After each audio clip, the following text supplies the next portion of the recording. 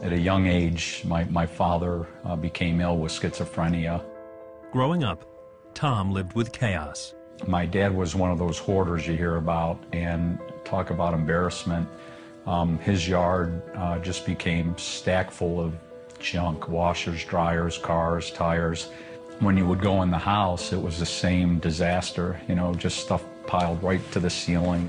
I'm talking to the extreme, mentally ill. Tom's mother could not cope with her husband's mental illness, so she took her 3 sons and moved to the projects. For years, the family lived in extreme poverty. By the time he was a teenager, Tom became financially independent. Before he was out of high school, he started working for one of the largest hat companies in the world. I gave my heart and soul to that company, and I started there when I was 15. I always worked that job. I started sweeping floors, cleaning toilets, cutting grass, those kinds of things, living on my own in an apartment with a friend and paying my own bills. And I mean, I was on my own for good at the age of 17. And with all that freedom, you know, I started partying, you know, a lot of drinking. I got into some drugs. So between drugs and the booze and girls, I was running Rabid. It was disgusting. Tom married at the age of 25 and had 3 daughters, but his family took a back seat to his career. His hard work earned him a promotion to national sales manager of his company. I became wealthy. I was a millionaire for a time.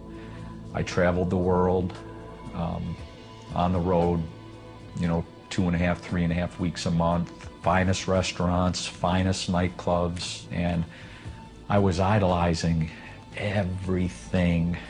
I was self-centered, always worried about me. I wasn't faithful. In 2000, Tom was on a business trip when he received a call that a brother had a massive heart attack. Just days later, he died at just 40 years old. I was really close to him. And all those years, he loved God. He went to church, he read the Bible. He was so trying to get me to get to Jesus, you know. I wanted nothing to do with it. Pete, just cool it, man. Stop with all that, you know. He loved God. He never gave up his faith. 1 year after his brother's death, Tom lost his job and most of his money in the stock market. In the same year, his wife filed for a divorce. I was in deep, deep depression. I lost a job. I lost tons of my wealth to the tune of over probably $1 million. I lost valuable time with my kids. I lost everything. One day, shortly after his divorce, Tom thought about the words his brother had always spoken to him. Tom decided to take a walk near his favorite lake. I didn't know where my life was going, so I'm just saying, Lord, help me, you know? Just crying out, help. I remember looking down at that water. It was real calm and kind of dark.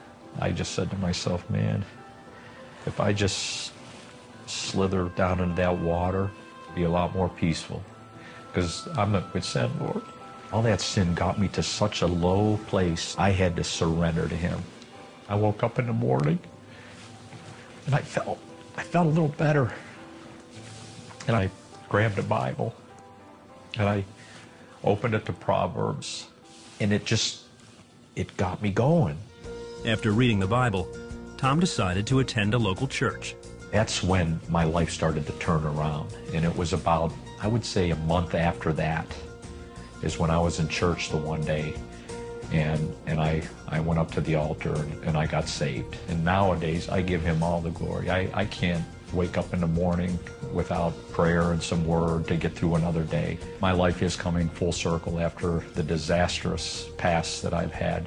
Thanks to Jesus, I'm peaceful and happy and free, and you know, I've been forgiven. I love God, I love Jesus, I love what he's done for me in my life, and I'm out to glorify him. A lot of you out there, I know you're going through some stuff, man. I've been through it all, man. And I'm saved, and I'm free, and you could be too. There's no doubt. There's no doubt.